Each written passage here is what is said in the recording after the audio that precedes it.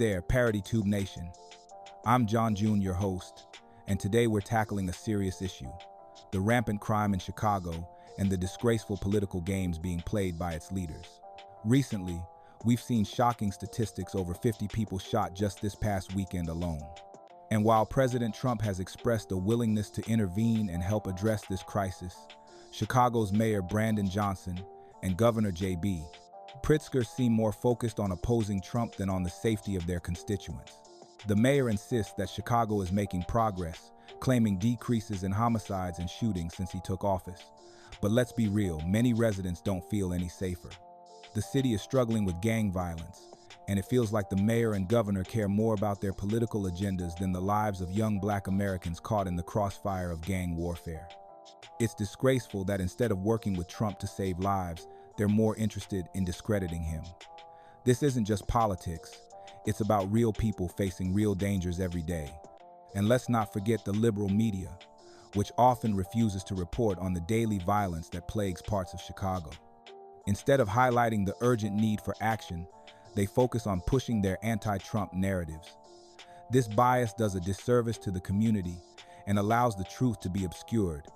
Now, let's take a look at a clip of the mayor and governor opposing Trump's policies, followed by some footage showing the reality of gangs in Chicago. Deploying armed troops in American cities. They are on the streets in Washington, D.C. The president now threatening to send troops to Chicago. Chicago's a killing field right now, and they don't acknowledge it. And they say, we don't need him, freedom, freedom. He's a dictator, he's a dictator. A lot of people are saying maybe we like a dictator. I don't like a dictator. I'm not a dictator. We're in downtown Chicago, where Governor Pritzker, as well as the Chicago Mayor Brandon Johnson, had major pushback on any conversation, any thoughts, any possibilities of President Trump either activating the National Guard or sending active duty military to the streets of Chicago. The message from Governor Pritzker was really down to a few words: you're not wanted and you're not needed. There is no emergency in Chicago that calls for armed military intervention. There is no insurrection. There is no insurrection. Mayor Johnson saying progress is being made on reducing crime in the city this year compared to last year, but says more work needs to be done.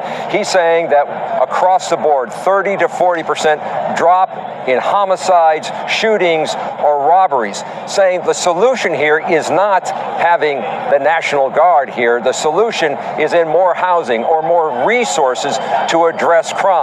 Here's what he told us. You solve crimes and you bring closure to victims when we hold people accountable, of course, but we have to do it constitutionally. Due process, after all, is still a right for every single person in this country. And the overriding theme here from city leaders is if President Trump tries to take action here in the city of Chicago, city leaders say they will take legal action. In downtown Chicago, Charles Benson, TMJ4 News. Chicago's very interesting because I watched Pritzker get up and say about, we don't need help, we're safe. But 2 weeks ago, they had 6 people murdered, and they had 24 people hit by bullets. Last week, as you know, it was 7 people, 24 people hit, and 7 people died. And then over the last 2 days, that was the crown jewel. They had, I guess, 9 or 10 killed, and 50 hit with bullets. And you have this governor get up, who's a terrible governor. Probably he and Gavin Newsom would be probably the 2 worst and most naive. They're naive. Either they're naive or they're very untruthful. And he'll say, we don't want any protection. We don't need.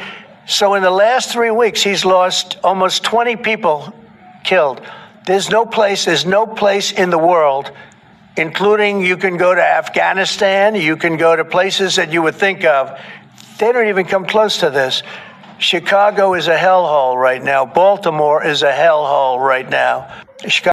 Are currently taking over Chicago hoods. As you all know, there are BDs and GDs in Chicago, but did you know the Venezuelans started their own nation called the VDs? Even though they just arrived in the U.S., they already own While Chicago YNs are busy clapping each other, the VDs have been uniting and clapping anybody that comes their way. One of their many victims is an American female that is non-affiliated. They are also behind the murder of No Limit Calvin. After news broke that the VDs did that, Cairo would be outside looking for them with a switch, and that's when he was arrested and charged. They have been moving into O Block and are extorting people there. After committing multiple armed robberies and murders, the Chicago PD still haven't been able to stop them. Y'all think Chicago is cooked? As we've discussed in previous videos, it's crucial to recognize the influence of the media and politicians on our perceptions. The BRIDGE acronym reminds us to look beyond emotions and focus on common sense. We must challenge the narratives being pushed by those in power and seek the truth. It's time for right-minded people to see through the lies and demand accountability from their leaders. We need to prioritize lives over politics and seek real solutions to the violence that affects so many. Thank you for watching. Don't forget to like, share, and subscribe for more insightful discussions. Until next time, stay prayed up and let's unite for a better future.